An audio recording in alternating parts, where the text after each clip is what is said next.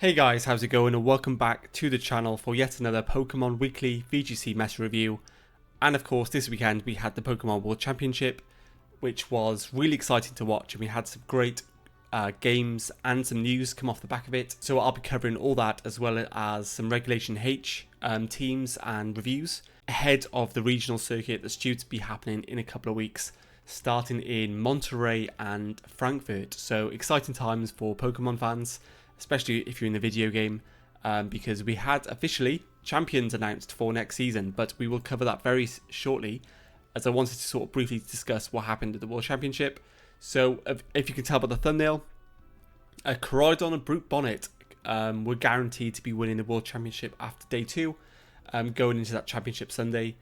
And yeah, it's not something that I predicted personally, but if you look at the field, there's Corridon absolutely everywhere, so clearly it was a really good call for this tournament. Specifically, I think Corridon not only is a standalone, like, really strong Pokemon, it can hold quite a few different items as well, but it also just enables so many other broken Pokemon. If you look at Giovanni's team, he had the Lunala with the Corridon, so he had sort of two modes going for it. We didn't see the Lunala at all in the final, but I know for a fact that Lunala plays a big role in having a slower, bulkier sort of mode to the team. Yeah, we saw just a really crazy weekend of high-level games, and I've been trying to think about what we learned and what we can take away from this World Championship, because it's been quite tricky to see what Gio did ahead of everyone else to win it. So obviously you could say that if you guys keep up to date with Pokemon, you know that Giovanni's been quite a dominant player this particular regulation, because he's played the same team since day 1. But you also look at players like Luca Charabelli, which I think finished 45th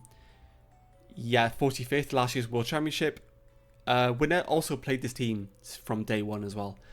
So it's just a mixture of comfort and getting the call right. We didn't see too many Lunala and Miraidon in day 2 or Top Cut. I think we see one, played by Ko from Japan. Other than that, that was the team to beat going into the tournament. Also see one Ho-Oh here, which is really cool. I think that team was streamed as well, which is really interesting. And Ho-Oh, Corridon, just great synergy. But anyway, I think Gio obviously played this team since day 1. But then at the same time, we had players like Federico Camporesi, Marco Silva, who also played the team they've been playing for a very long time, crash out day 1. So it's interesting to sort of pick apart what we could take away and learn. And then on the flip side, James Evans come out and said that he locked in his team literally the day before the tournament. So you have a weird mix of players that are really over-prepared / players that are unprepared. But James is an incredible player anyway, and I'm sure he wouldn't have struggled if he picked another team.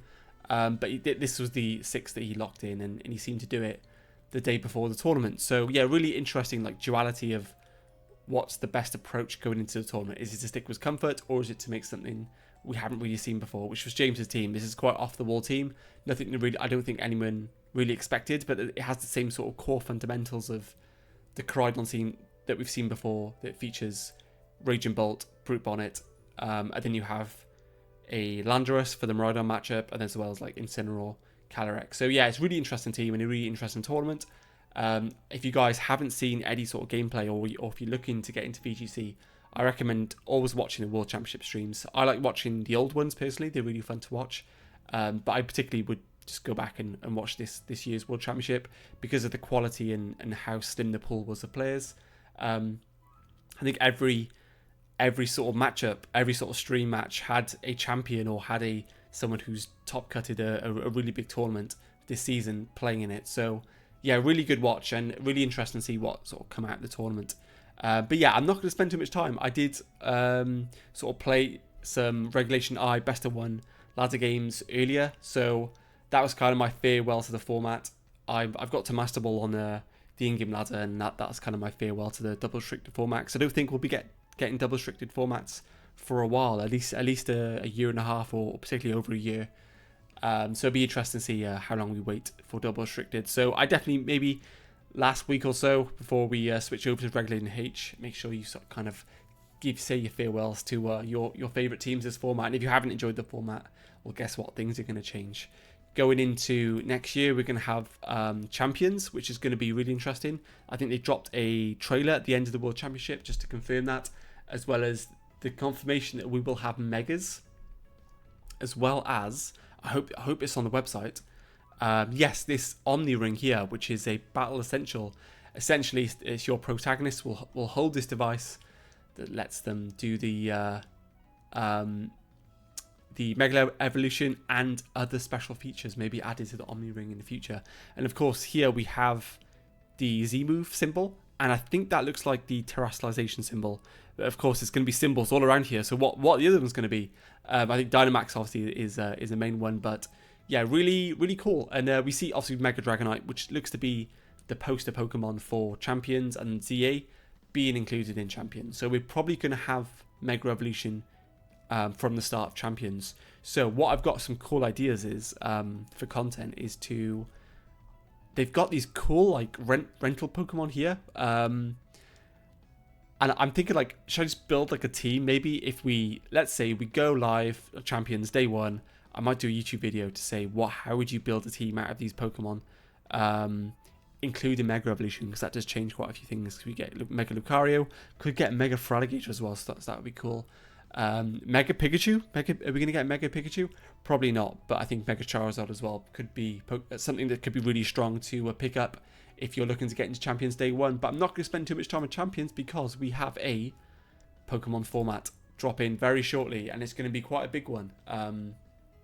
Regulation H is going to kick off our 2026 season, and in my opinion, it'll probably be around until we get Champions. But I think it's guaranteed end of November, but I think December will be like a down period for Scarlet and Violet, and we'll be transitioning over to Champions come January. So we could play EUIC. I know we've got Birmingham as well, regional in January. So are we going to see a transition to Champions then, or are we going to phase out until Scarlet and Violet for a couple of more months until the World Championship? It's going to be really interesting to see what they do and how they sort of phase it in. But nonetheless, I'm going to be picking up Legends EA. I'm going to be having a blast with it. They introduced a battle mechanic, like a 4-way Pokemon battle in real life, or real time should I say, and it looked amazing, and I'm looking really forward to get stuck into that. But in the meanwhile, Regulation H. So what I've done here is used Labmos, which is a really good website for looking at teams and Pokemon usage, and I've just put a filter on for when we got the announcement for Regulation H, which was at the start of the month, until now, and we're going to look at what are the best teams. So we see this team is known as Doug, which essentially is Dragonite, Ursaluna, Goldengo. This team sort of picked up towards the end of Regulation H last time, and I think it will probably be very persistent this format too, because it is a very anti-BS team. Has a lot of strong pieces. Has Incineroar, Mungus, Goldengo, which is the three, which is the best core of the format. I think P2, Porygon 2 could also be put into the fray as well. But I think Goldengo, supported by Amoonguss Incineroar, as well as a Sneasler to hit those dark types that Goldengo doesn't want to see, as well as a multi-scale Tailwind Dragonite with Scale Shot, as well as a Assault Vest Ursaluna. It's just a very like anti-rubbish team. Like you play anything that's like slightly unoptimized, or you play anything that's trying to get up to no good, I think this team is just going to come out towards the end as the victor. So yeah, no surprise to see this team at the top here. Also, Volcarona, Rillaboom, King Gambit, we see this team also being high usage, which I can absolutely see that being a trend going into the latter stages of the format, because of how well the synergy, the type synergy is between all these three Pokemon. Obviously, Volcarona doesn't like to see water types. Rillaboom deals with that. King Gambit doesn't like to see Earthquake or ground types. Rillaboom can also cover for that as well. So just really good backbone of the team, really good typing. We also see a Ninetales team. So we also see Ninetales, Pelipper, Tyranitar, Torkoal, more Torkoal. So we see all four weathers being present. And I think that's going to be a trend that we saw last time. Pick them to this time, have a matchup against all the weather types, because I think we saw weather win every single tournament, right? We saw Ninetales win a tournament, With Snow, we saw Pelipper win a tournament. We saw Sand win a tournament in Lille. I think Nils Dunlop won it in Lille. And then, of course, we saw Marco Sun win LAIC. So all the Weathers won a tournament last format in Regulation H. So definitely have a game plan against Weather. But yeah, nothing too crazy. I think Trick Room could also be a really solid like one trick archetype if you're looking to play one particular team. I think a hard Trick Room team can also do really well. I think this one has a mouse hold. Yeah, you can't exactly see it on my screen, but the mouse hold has Population Bomb, so it's kind of just there to nuke things like Dragonite, which could give this team quite a hard time. And if they lead like Incineroar, you could lead like mouse hold Indeedee, and then have Indeedee click Trick Room while you switch into Ursaluna like turn 1, because they're going to intimidate your mouse hold so it doesn't kill the Dragonite. So you could do some like funny things with that, or you could just lead like Gallade. And yeah, there's those like ways to like mix up your turn 1 to get like a sneaky edge on your opponent. So I think Trick Room could be quite a good one trick if you want to just stick to one team. Also, we featured this team last time, which is like a Psyspam Tail Room team, which I think is going to be a really good pick, because essentially this Armarouge has a power herb. So usually people just lead Insane and Dragonite into Psyspam, being Indeedee and Sneasler, because if you don't get hacked, you kill the Sneasler and you get a knockoff into Indeedee, which then your Dragonite's then +1 speed for the following turn. So you can do some like really cool shenanigans, but essentially Armarouge has a Meteor Beam power herb which can OHKO Incineroar, and it can, I think it can kill Dragonite from what I remember, +1. But of course there's some variance because you have to hit power herb, which I think has a 90% accuracy, so it can miss 10% of the time. But yeah, that's just a risk you take for playing a team like this. But yeah, I mean, nothing too crazy to what we haven't covered before. Be really interested to see what kind of sticks out when we have the first week officially, because I know there will be locals starting up as well, so I'll be covering some of that, as well as limitless tournaments. So this is the biggest one for this week, or this happened Friday. 66 players. I think there's a small cash prize on the line, and it usually does attract a bit more players than usual. And we see, of course, Porygon 2 win with it's Insane Among Us Goldengo. This, I think, was Matty Morgan's team. He played end of last format with no fake out on the Sneasler, valuing a coaching.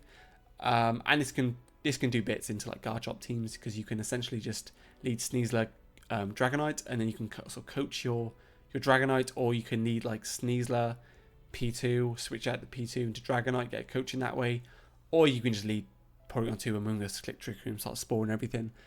A very common lead also can be Goldengo Incineroar, as well as P2 Incineroar. So there's some really flexible leads and really flexible game plans, which is always the best way to play like balanced teams, because you want to have a flexible game plan into a lot of the common teams to make it really unpredictable for what you do. So yeah, we also see this really cool Rain team, which was played by Japanese players a lot last format, especially at the start of the format. I think Judy Azzarelli got top 32 with it at Baltimore. And it's just Salamence with King Gambit onto your standard 4 Raincore, Pelipper, Basculegion, Amoonguss, Arcaladon. And I think this will probably be a really good team to one trick as well, because it has a lot of like interesting matchups, and as well as Goldengo is usually brought into this matchup with King Gambit, can kind of cook it. So really interesting to see like what's kind of being tested, as well as what's sort of rising to the top as the defined teams.